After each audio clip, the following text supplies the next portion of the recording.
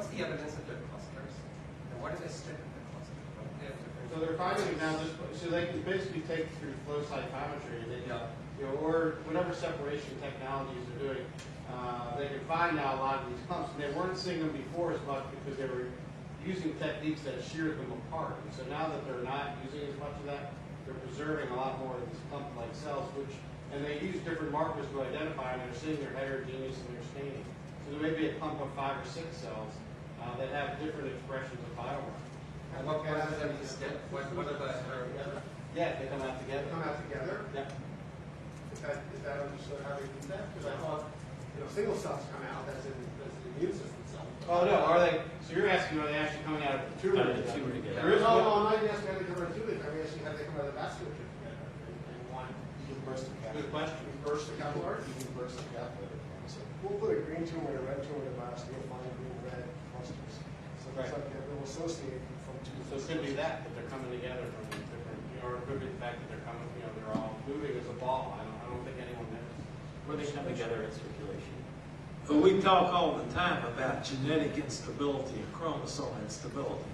But the thing that really amazes me is that you can take something like the LNCAP cell, which has androgen receptors, PSA, etc., carry it for 30 years in culture since it was taken. And it looks, you can tell easily that it's LNCAP cell from its karyotype and from its properties, etc. Whereas on the other side, we have a prostate bone mat, PC3, and it's crazy different. And you carry it for 30 years, and it still looks like that, and so does the HeLa cell. So whatever this is, the structure holds something in some sort of steady state that you can identify. So what happened? Stan Hamilton, who was the pathologist on Vogelstein studies, decided, well, if it's a bunch of hits, we can line up, as the tumors get worse, the hits, and just see if they're mathematically, they do not. And so then he went back and looked at the variation in cell and nuclear structure, and it came right straight up the line with how bad they were. And this goes back to Don Ingber's thing. I think we've overplayed the DNA stability part of the thing and sort of ignored the structural part of this thing, which does go and when the variation there goes up, you're in trouble. And I don't know why the cancer cell is so difficult to grow in culture. And so when you put them out there, as everybody knows, they don't grow well, just like you heard. So these selection parts of these things and structure, I think it still comes back to the story like Don Ingber's telling. Is there evidence that the structural changes are predominantly under epigenetic control or straight, mutational changes in the DNA? Well, Bruce Sager pretty much showed that the genetic instability is under methylation of DNA changes, and people have gone along with that. This was back in the 80s before it got popular. Now, I don't know if that's true of the structure part. We should know more about that. A good example where you have a beautiful parallelism between nuclear organization and whether the cell is a tumor is going to be aggressive, restrained, or go back again is promyelocytic leukemia, where you hit it with ATRA, and you start off with your cell that's got lots of PML bodies, bring it right back to a limited number, you get relapse right back to the high number. So, it's a beautiful example where you reorganize regulatory machinery, both DNA, both genes and transcription complexes, and it reflects the aggressiveness of the disease. Right? Yeah, so I was just, Jerry, why don't you start coming up? With regards to what Dr. Collins was saying, though, with regards to carrying a cell line for a long time, there's still pressure being applied through it. And other than the same pressure every day, it's grow in culture, grow in a crispase, grow in plastic. So you need not develop anything else to achieve that, and anything that happens is not any more advantageous. The other thing, for example, in CML, we see that patients who develop resistance and acquire or evolve mutations, we don't think of Gleevec as a mutagenic agent. Everybody talks about, you're thinking of Adriamycin and cisplatin when you're talking about mutagenicity, but we have many drugs now that in mutagenic assays are not very mutagenic. And the other thing is, you know, when Johns Hopkins people tell you these are the mutations that we found, they're really Soviet mutations 30 generations before that they're now detecting today. They can't pick up something that's present in 100,000 cells in this tumor that they've looked at. I mean, there's a sensitivity that is below the level of detection for the mutations. And as long as they can grow as fast as the other cells in there, they can coexist very readily. So I think there's probably a lot more heterogeneity than we realize. And you just have to apply a selective pressure, whatever that may be, drug or whatever, and then it evolves. But otherwise, the only selective pressure for a patient coming in the door is how fast it can grow. And those who can grow at a certain pace are the ones that are there. All the other ones are like, Yeah, I would certainly agree with that. People looked at animal models, found out there's little clones in there that come bursting out. That's what that recent paper is on the pancreas too, and it's certainly what we see. Bill Isaacs, when he looks at the mets in these patients, they come from the same clone. They're crazy all over the place, but they come from the same license number originally.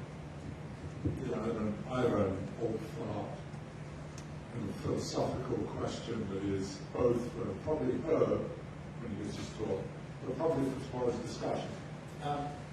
I'm not sure what physics thinks of this, meaning the conceptual, predictive, kind of quantitative framework, how we can get our arms around these kinds of questions without somehow having a more compact summary. What are the essential features?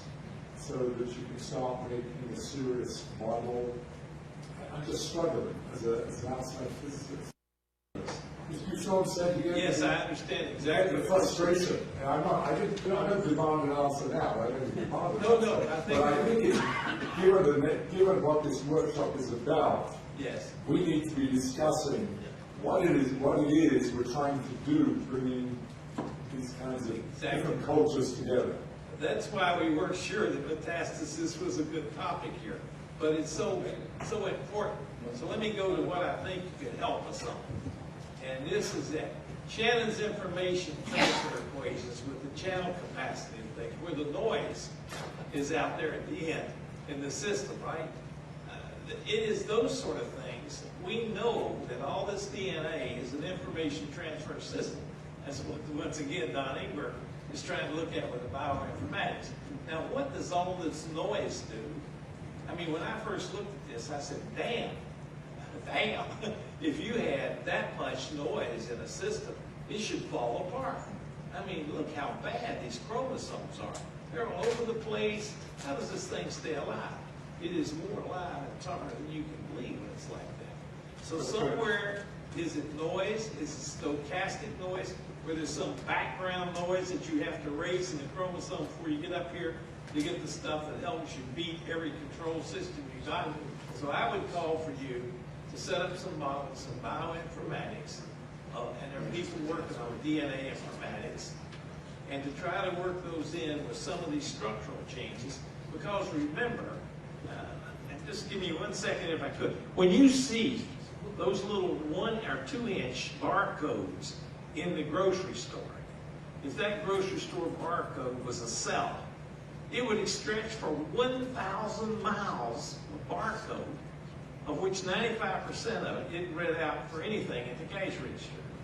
That's read out for RNA that's controlling things, but it's the information in that little teeny bit that's making the cells and the cancer and all this.